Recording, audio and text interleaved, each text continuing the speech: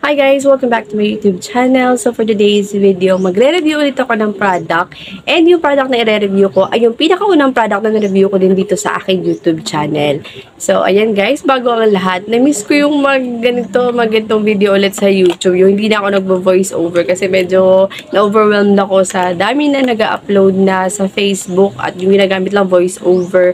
So, parang nasanay na rin ako doon kasi gumagawa nga rin ako doon. Tapos, first time ko ulit kumuha ng ganitong video. At ito magiging roto kasi maririnig kayong mga nagsisigaw o aso dyan sa labas, manok. Ayan. Yun kasi yung nasa paligid natin. Wala tayo sa bukid. At kung gusto mo talagang mag-YouTube, siguro kailangan mo ng room na soundproof. Pero ito, wala eh. Ganito tayo eh. So, ganito din tayo nagsimula. So, ayan. So, yun na nga guys, sinabi ko nga magre-review ulit ako ng isang product, yung Brilliant Skin. Ito yung unang product na ginamit ko sa aking YouTube. Ito yung nireview kong product. And up until now talaga guys, considering 5 years na yung aking YouTube channel, ito pa rin talaga yung pinaka-highest views dun sa channel ko. Tapos napakarami pa rin talagang inquiries. Tapos medyo naiwan na ako ng ganito kasi medyo matagal na rin ako hindi ko magamit ng rejuvenating. So, naisip ko na i-try ulit kasi parang baka may nagbago na, 'di ba?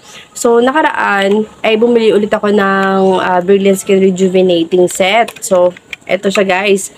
So, meron na nga nagbago talaga guys at ang dami na palang pinagbago nito rejuvenating. Siguro marami na rin kasing nag-call out about sa product. Ang daming nagreklamo na Makati, magantong, grabe yung effect niya. Tapos, nakinig naman sila and nagulat ako guys kasi sobrang laki talaga ng pinagbago ng rejuvenating set nila.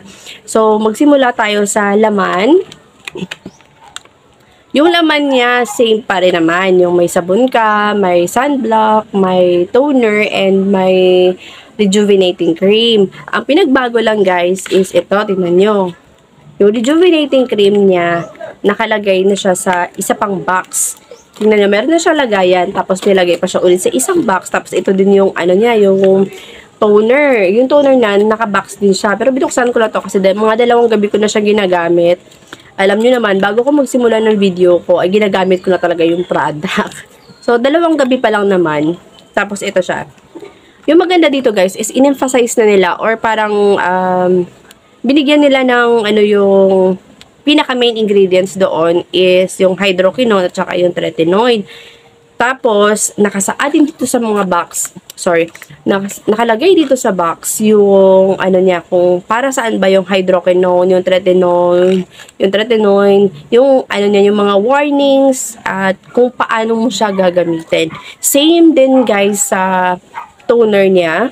So, sa tingin ko, guys, kaya nila ginawa na lagyan pa ulit siya ng isang box is to protect. Kasi yung mga rejuvenating cream and yung toner na to, ito yung mabilis mag-discolor kapag ka na-expose siya sa sobrang init.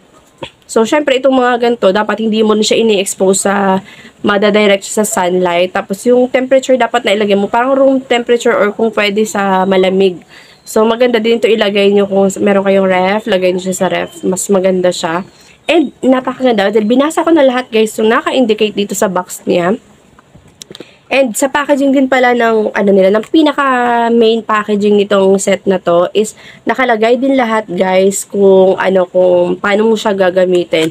And ang pinagbago naman dito sa set na to is yung toner ay panggabi na lang talaga siya gagamitin. Before kasi guys, sobrang tiis ganda, sobrang hapdi kung gagamitin mo siya ng twice. Kaya dati pa lang talaga guys, ay pag ginagamit ko yung toner, sa gabi lang talaga guys, pati yung cream sa gabi lang din gagamit. Before kasi twice mo talaga to kailangan gagamitin mo siya sa umaga tapos sa gabi, tapos ito sa gabi lang.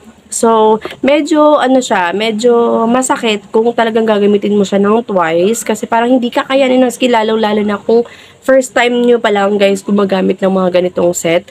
So, ito yung mga pinagbago. Grabe. Tapos, lahat ng mga kung para saan ba yung hydroquinone, yung tretinoin, nakalagay din dito. Tapos, yung dosage niya, kung mga ilang patak ang kailangan yung gamitin para hindi na kayo magkamali. Tapos, para hindi na siguro okay yung sasabihin na tiis ganda. Kasi parang hindi mo na kailangan magtiis kung talagang marunong kang magbasa at marunong ka sumunod sa direction nitong product na to. Hindi siya ganun ka-harmful sa balat at hindi din siya ganun ka grabe yung effect niya kung marunong kang gumamit, marunong ka sumunod sa direction nga.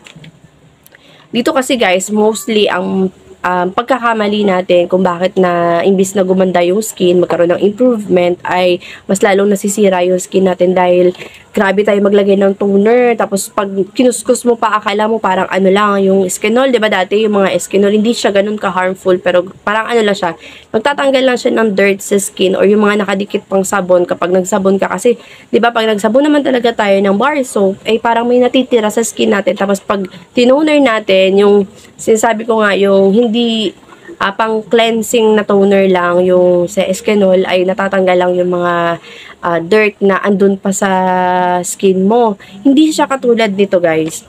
Hindi siya katulad talaga dito. Kasi ito pang treat talaga to sa mild to severe case ng acne. Pero kung masasabi niyo bakit ako gagamit ito, wala naman akong severe case ng acne. Hindi naman kasi guys talaga acne ang problema ko sa skin ko. Ang problema ko sa skin ko is yung normal to oily skin ako. Tapos grabe yung large pores ko. Tapos every month, bago dumating yung monthly period ko, ay grabe din ako magkaroon ng pimple. So, sunod-sunod yon. So, madalas, kahit tapos na akong the whole month, tapos hanggang next month, andyan pa rin yung, tapos yung scar, ang tagal matanggal sa face ko. So, yun ang problema ko. Ayan, hindi ko alam, nag-makeup ako ngayon, pero hindi siya masyadong kita. Pero meron ako dito scar pa, tapos meron pa ako dyan sa, maitim-itim na takpan lang siya ng foundation today. Tapos, ayan, ito yung sabon niya, hindi ko pa siya ginamit. Pero ayun, ang laki pa rin ng sabon niya. So, siguro gagamitin ko ito ng, tatanggalin din natin hihiwa-hiwain natin siya ng maliliit. Tapos, sa video na to guys, hindi muna ito yung video na gagamit ako. Lahat lang muna ng kailangan yung malaman dito sa product na to bago kayo gumamit. Tapos, buksan natin yung sabon. Ayan. Kojic lang talaga siya, guys. Ayan. Malaki siya. And dito, it is suitable for acne-prone skin. Kaso lang, ito sa sabon, guys, yung experience ko talaga sa sabon ng Brilliant Skin, hindi ko siya sinasabon sa buong katawan ko kasi mapula siya. Tapos, gumagamit naman ako ng ibang Kojic soap sa balat ko, sa katawan. Hindi ko siya ginagamit sa katawan ko kasi nakakapula talaga siya, guys. Tapos, grabe siya mag-peel. Maganda siya kasi grabe mag-peel. Siyempre, sino ba naman ang ayaw na mag-exfoliate? Pero ayoko naman nun na namumula. Mapula na nga yung face mo, tapos mamumula pa yung balat mo. So, ayun. Yun lang talaga, guys, yung parang downside ng soap nila kasi sobrang nakakapula siya.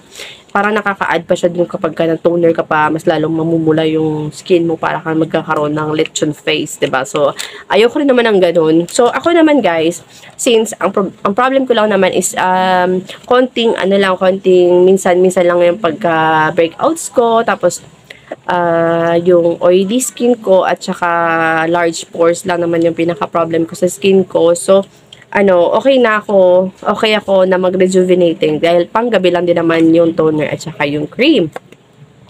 So, sa mga marami pang tanong guys, kung maganda ba to gamitin, kung first time ka pa lang at alin ba yung mas magandang gamitin, dapat ba mag-rejuve ka muna bago ka mag-whitening? Sa suggestion ko guys is kung wala kang problema sa skin mo, kung gusto mo lang mag-improve yung skin mo, mas gumanda yung skin mo, kunwari katulad kita na mas malaki yung pores mo, mas maganda kung first timer ka pa lang ay gumamit ka na lang ng whitening nila, yung pang maintenance, kasi mas maganda yun, mas mild siya and hindi siya ganun ka grabe peel, nakaka-glow din siya ng skin. Basta guys, sundin nyo lang din yung instruction. Pag marunong ka, ang problema kasi sa atin guys, hindi tayo nagbabasa ng instruction at hindi natin sinusunod yung instruction. So parang pag na-excite tayo is gora tayo sa pagkuskus sa face. So mali yun. Kung ito nga guys, ang nakalagay dito, indication nila dito is buti. Dati kasi wala talaga nakalagay ng ilang drops yung gagamitin mo. So ako, sa first time kong paggamit nito, grabe talaga ako maglagay, as in basang-basa. Tapos grabe yung pagkuskus ko sa skin ko, which is nasunog talaga yung skin ko guys. Mga 2 apply pa lang ako nito, sunog na agad kinabukasan yung skin ko. Hindi naman sunog na grabe yung sunog. Siguro sobrang hapdi niya, tapos namula siya, tapos nagkaroon ng patse-patse ng sugat. So after nun talaga, tinigil ko muna. And yun guys, yung masasuggest ko kapag nakaramdam kayo ng sobrang makate, tapos sumakit, may parang nagkasugat, kasi wag nyo rin pilitin na kakamutin yung pagkakate. Pagka nakaramdam na kayo nun, tapos meron or nagkaroon kayo ng parang sugat-sugat sa face, tigilan nyo muna yung paglalagay. Huwag kayong magtiis na, ay ilalagay ko pa rin, pagpatuloy ko pa rin, baka ganito lang talaga yung effect niya. No, ipagpahinga nyo muna yung skin nyo, dahil mas maganda talaga ipagpahinga muna yung skin bago kayo mag-try ulit. Okay naman siya i-try ulit, basta fully healed na yung skin nyo na nag-damage dahil nagkamali kayo sa una. Tapos, dito nakalagay is 3 to 5 drops lang talaga ang gagamitin mo sa toner. So, doon dati, 37 days ko naubos yung toner, twice a day, yung buong set. Twice a day, 37 days ko siya naubos. Siguro ngayon, mas matagal magagamit ito kasi panggabi na lang talaga siya. And 3 to 5 drops lang ng toner ang gagamitin mo. So, dito naman guys, pagdating sa toner, matagal na akong gumagamit ng mga rejuvenating set at marami na rin ako nagamit na rejuvenating set. So, hindi na ako gumagamit ng cotton dahil feeling ko napupunta lang talaga sa cotton at mas grabe yung pagrarab ko sa skin ko pag gumagamit ako ng cotton. So, ang ginagawa ko is, pinapatak ko siya sa palad ko, tapos saka ako na lang siya dinadampi-dampi, lalong-lalo na dun sa mga area na dun ang grabe kong problem. Dito guys, yung grabe kong problem ng pores sa ilong ko, tapos dito banda, tapos dito sa noo ko, grabe yung opening ng pores dyan, napakalaki.